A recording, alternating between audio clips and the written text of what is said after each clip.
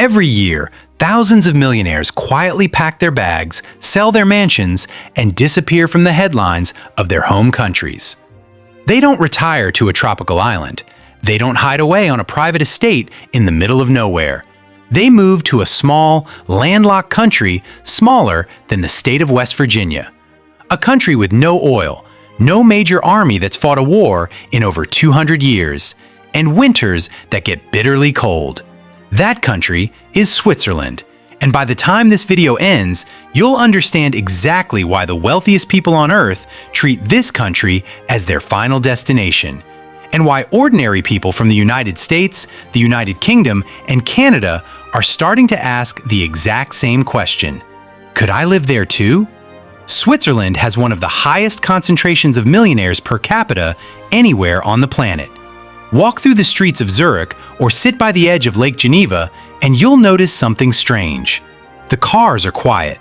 The watches are expensive but understated. Nobody is trying to show off.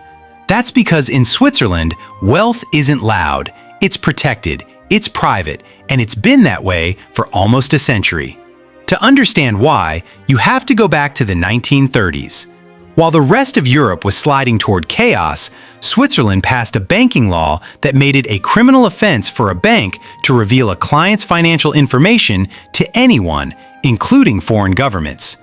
Word spread fast. Wealthy families from across the continent began moving their savings into Swiss vaults. Not because the interest rates were attractive, but because their money would simply be safe from wars, from currency collapses, and from prying governments.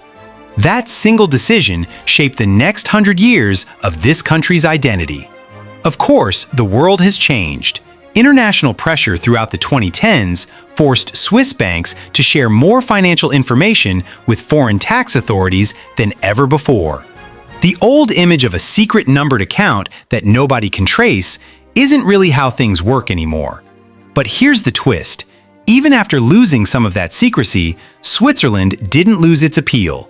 If anything, more wealthy people are moving here today than ever before. Because it turns out the secrecy was never really the main attraction. It was just the headline. The real attraction is something much deeper. Start with stability. Switzerland has not fought a war on its own soil in over 2 centuries.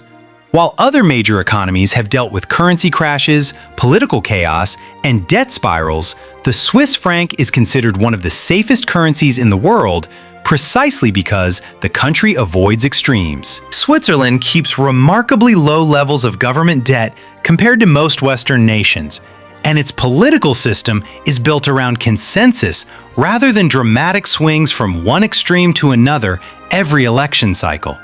For someone who has spent decades building wealth, that kind of boring, predictable stability is worth more than any tax break.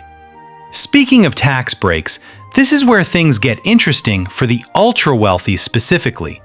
Switzerland isn't one single tax system. It's a patchwork of 26 cantons, each with the power to set its own tax rates.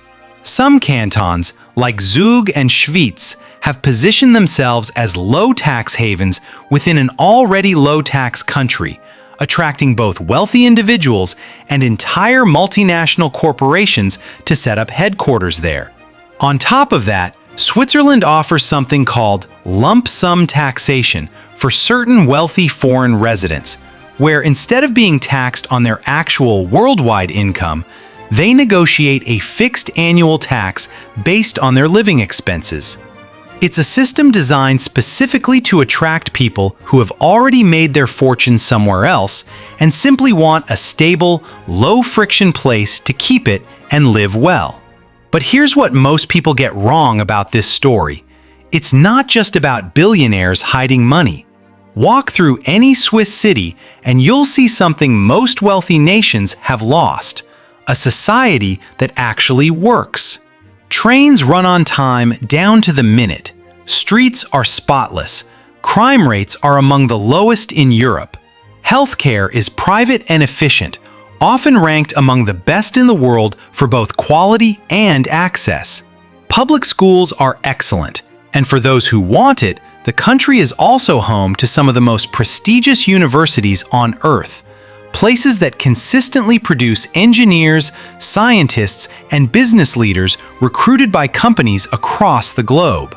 Then there's the part that no spreadsheet can capture. Switzerland is absurdly beautiful. The Alps rise up out of nowhere in the south, snow-capped year-round, dotted with villages that look like they belong on a postcard. Lake Geneva and Lake Lucerne offer the kind of blue water you usually only see in travel advertisements. You can ski in the morning and be sitting at a lakeside cafe by lunch. The country is also split across 4 language regions: German, French, Italian, and a small pocket of Romansh, which means, depending on where you live, your daily life might feel like it's in 3 completely different countries, all within the same small nation. For wealthy families relocating from London, New York, or Toronto, that combination of natural beauty, safety, and culture is just as powerful as any tax advantage. Now, here's the honest part, the part most videos about Switzerland leave out. This isn't easy for everyone.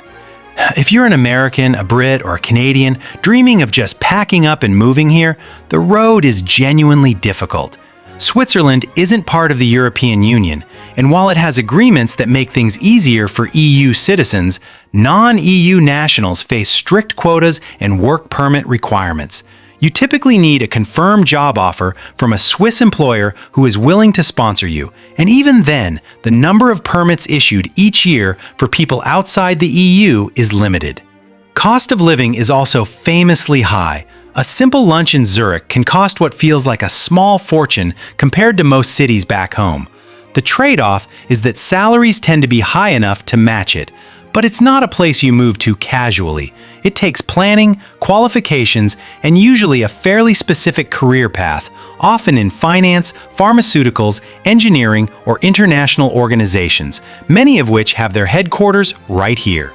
So is Switzerland really just a playground for the ultra-rich? Not exactly. It's more accurate to say Switzerland built a system so stable, so safe, and so well run that it naturally attracts people who already have options and choose this one anyway. The millionaires aren't moving here because of a single loophole or a secret account. They're moving here because somewhere along the way, this small mountain country figured out how to combine financial stability, physical safety, natural beauty, and quality of life better than almost anywhere else on Earth. And once people experience that combination, they rarely want to leave. If you've ever wondered what it would actually take for someone from the US, UK, or Canada to relocate to a country like this, that's exactly the kind of breakdown I'm planning for an upcoming video. The real visa pathways, the realistic costs, and which careers actually open the door. If that's something you'd want to see, let me know in the comments and make sure you're subscribed so you don't miss it. Switzerland might not be easy to move to, but as you've just seen, it's not hard to understand why so many people are trying.